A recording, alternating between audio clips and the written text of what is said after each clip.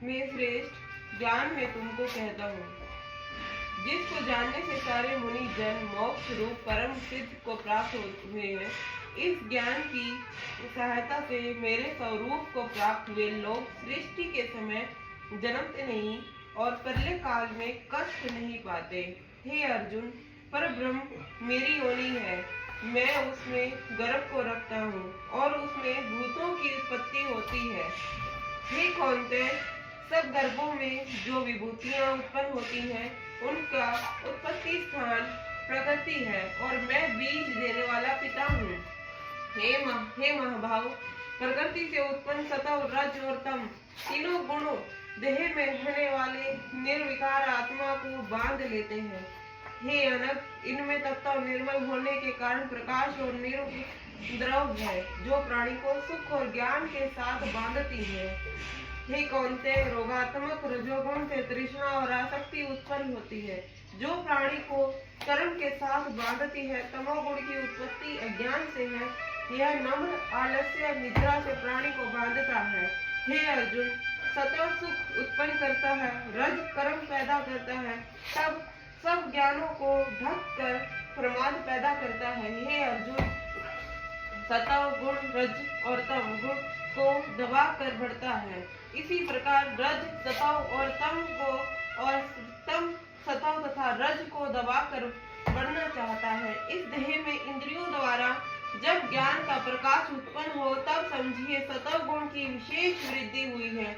हे कौन्तेय, रजोगुण की वृद्धि में लोभ कर्मों में प्रवृत्ति, कर्मों का आरंभ, अशांति और इच्छा उत्पन्न होती है। हे कुंती नंदन, तमोगुण की प्रबलता में अविवेक, अनुगम, प्रमाद और मोह ये सब होते हैं। जब देह को सतव गुण के उदय में मृत्यु प्राप्त होती है, तो वह ज्ञानियों के प्रकाश में लोक को पाता है। रजोगुण के उदय से मरकर कर्मों में आसक्त मनुष्य जन्म लेता है और तमोगुण के उदय में मरा हुआ मूढ़ योनि में जन्म पाता है।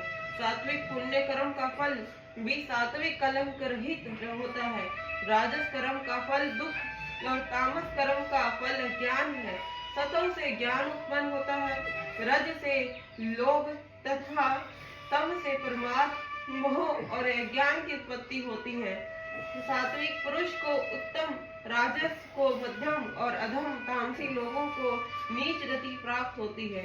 जो दृष्टि गुणों से अलग अर्थात निर्गुण साक्षी मात्र आत्मा को जान लेता है, वह मेरे रूप को प्राप्त होता है। जो देह शरीर में उत्पन्न होने वाले सतव, रज, तम इन तीनों गुणों को जीत लेता है, वह जन्म, मृत्यु, बुढ़ापा और रोग से छूटकर मुक्ति पाता है।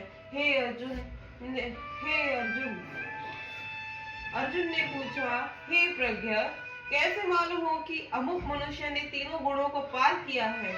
उसका क्या बर्ताव है? किन उपायों से वह तीनों गुणों को त्यागता है? हे पांडव, प्रकाश, प्रवृत्ति और मोह होने से जो दुखी न हो और निर्वृत्ति होने से उनकी इच्छा न करे, उदासीन मनुष्य के समान जिसको सब दुख समान है और गुणों के कर्म होते ही रहते हैं, यह जानकर जो निश्चिंत रहता है और कभी विचलित नहीं होता, जिसको सुख और दुख, मिट्टी, पत्थर और सुवर्ण, प्रिय और अप्रिय, निंदा और स्तुति समान है, जो धीर है, जिसने सभी बखेड़े छोड़ दिए हैं, उसे गुणातीत कहते हैं। जो अनन्य भक्ति से मुझे पूजता है, वह तीनों गुणों को जीतकर ब्रह्म भाव को पाता है, क्योंकि ब्रह्म का और विकार रहित मोक्ष का और सनातन धर्म का और अखंड सुख का भंडार मैं ही हूँ।